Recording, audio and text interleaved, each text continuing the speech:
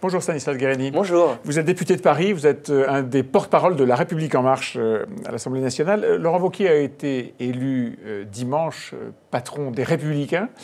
On dit qu'Emmanuel Macron dit que c'est un adversaire dangereux. Est-ce qu'il est dangereux, Laurent Wauquiez?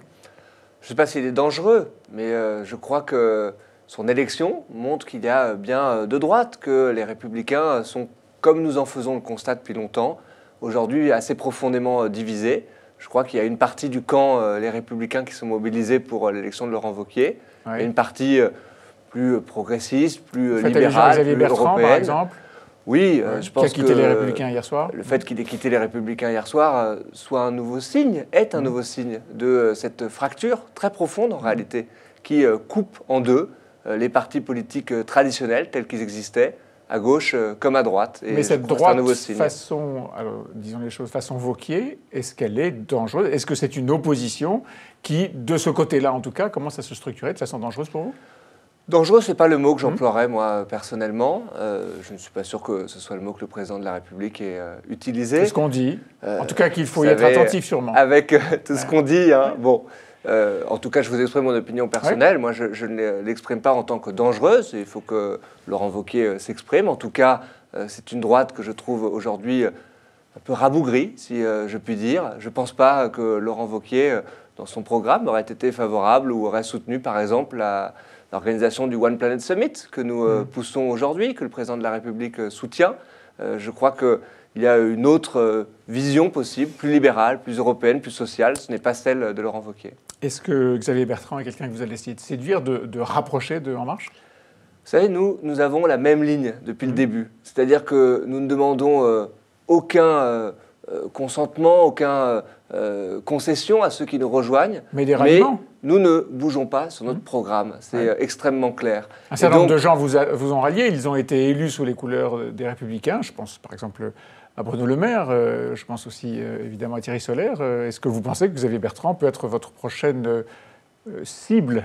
Mais nous ne raisonnons pas en termes de cible. Oui. Nous portons un projet qui est clair, qui ne bouge pas depuis le début, élection présidentielle, élection législative. Et nous avons la même méthode, c'est-à-dire d'être inclusif, de dire à chacun ce qui est plus important, c'est ce que vous venez faire avec nous d'une certaine manière, plus que là d'où vous venez, mais nous ne bougeons pas sur notre ligne. Et bien cette méthode-là, nous allons la conserver stricto sensu. Donc bienvenue éventuellement à Xavier Bertrand s'il vient. Mais bienvenue comme nous avons dit... Je vous pose la question parce qu'un certain nombre de gens, à l'époque de l'élection présidentielle, n'étaient pas bienvenus. Je pense à Manuel Valls de l'autre côté, qui clairement n'était pas bienvenu chez vous. Mais vous voyez que Manuel Valls a rejoint notre groupe. Mais la nationale. première réaction a été réservée. Est-ce que vous avez, vis-à-vis de Xavier Bertrand, une réaction réservée ou est-ce que vous dites bienvenue? Je crois qu'il faut arrêter un petit peu avec l'obsession sur les questions de personnes. Je crois que ce qui est plus important... Ça représente une ligne, en effet. Oui, mais ce sont les projets que nous tenons. Et donc, je le dis peut-être pour la troisième fois, un peu plus clairement, nous, notre ligne, elle est établie. Nous sommes en train, je pense, de réformer le pays, d'avancer. Et donc, nous sommes ouverts et nous disons bienvenue à ceux qui veulent le faire avec nous, mais sans aucun changement, sans aucune concession sur notre ligne politique. Vous l'avez évoqué il y a un instant, nous sommes à 2 ans jour pour jour du sommet de la COP21 à Paris et se tient le One Planet Summit, un anglicisme pour dire que c'est sûrement très moderne et très mondial. Demain devrait être remis le rapport sur Notre-Dame-des-Landes, la construction d'un aéroport, d'un deuxième aéroport à Nantes auquel les écolos s'opposent vigoureusement depuis des années, des dizaines d'années. Est-ce qu'on peut organiser un sommet mondial pour le climat le mardi et autoriser un aéroport comme celui de Notre-Dame-des-Landes le mercredi? Bon, d'abord, sur Notre-Dame-des-Landes, nous verrons ce que décide le gouvernement dans les semaines à venir. Quel est votre point de vue? C'est un projet qui est bloqué depuis 30 ans.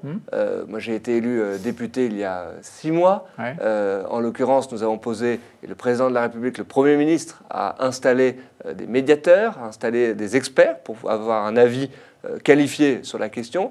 Et je pense qu'il faut s'en remettre à cet avis-là. Mais vous avez un point de vue, vous avez un avis, vous représentez la nation, vous représentez je vais vous famille surprendre, politique. Je vais vous surprendre, mais moi, c'est un dossier que je ne connais pas de suffisamment près. Je crois qu'il a été aussi gâché par ceux qui ont parlé à tort et à travers. Ça fait 30 ans que ce dossier est bloqué. Mais vous admettez que c'est un symbole, qu'il y ait aéroport ou qu'il n'y ait pas aéroport, l'orientation politique d'Emmanuel Macron et de son gouvernement changeront un tout petit peu. Est-ce que vous êtes d'accord avec ce point de vue? Je crois que dans ces sujets-là, la méthode est importante. C'est-à-dire d'avoir reposer le débat de manière rationnelle, d'avoir objectivé les choses, d'avoir entendu tout le monde. Je crois que la mission qui a été mise en place a permis de faire cela.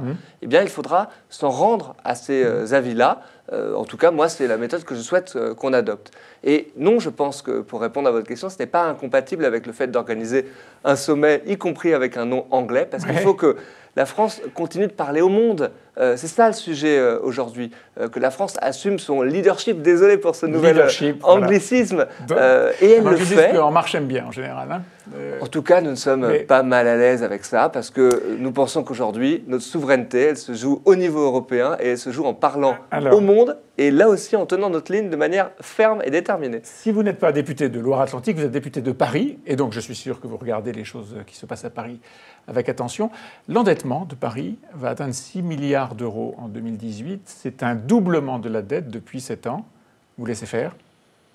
Je ne suis pas particulièrement en position de laisser faire ou de ne pas laisser faire. Vous avez la parole. C'est un sujet, évidemment, sur lequel il faudra continuer à réfléchir, à avancer.